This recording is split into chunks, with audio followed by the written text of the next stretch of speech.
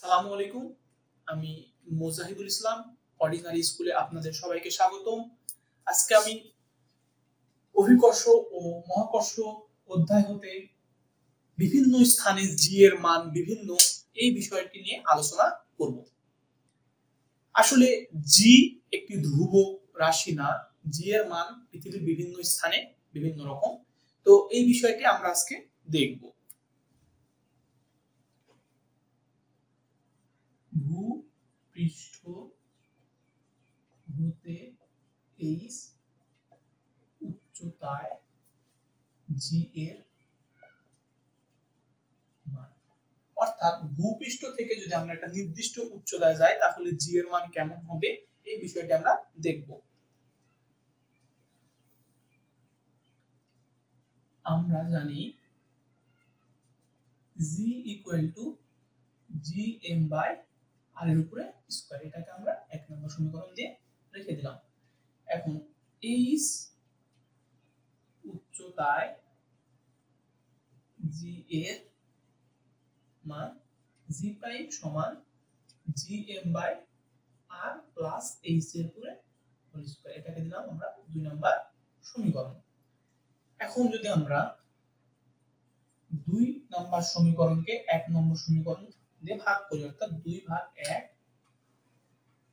করে পাই, তাহলে কি দাঁড়াবে জি প্রাইম বাই জি সমান G M by R plus H divided by G M by R এর উপরে স্কয়ার। যেহেতু আমরা জানি ভাগ করা যায় না, তাহলে আমরা উল্টিয়ে দিব, জি প্রাইম বাই জি, উপরে হবে G M by R plus H এর উপরে হোল স্কয়ার ইনটু উপরে যাবে আর এর উপরে স্কয়ার, নিচে আসবে জি এম। তাহলে জি এম টাকে বাদ দেওয়া যায়, তাহলে জি প্রাইম বাই জি সমান উপরে আর স্কয়ার নিচে আর প্লাস এইচ এর উপরে হোল স্কয়ার।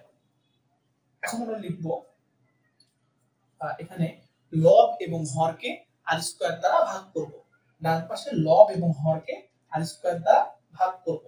তাহলে জি প্রাইম বাই জি সমান উপরে আসে 1 নিচে 1 প্লাস এইচ বাই আর তারপরে হোল স্কয়ার লিখে দিলাম।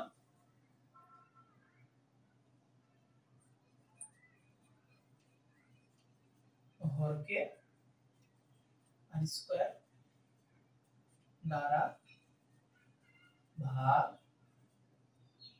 করে, তাহলে এই পাশে আমরা দেখি কি হয়। এদিকে জি প্রাইম বাই জি সমান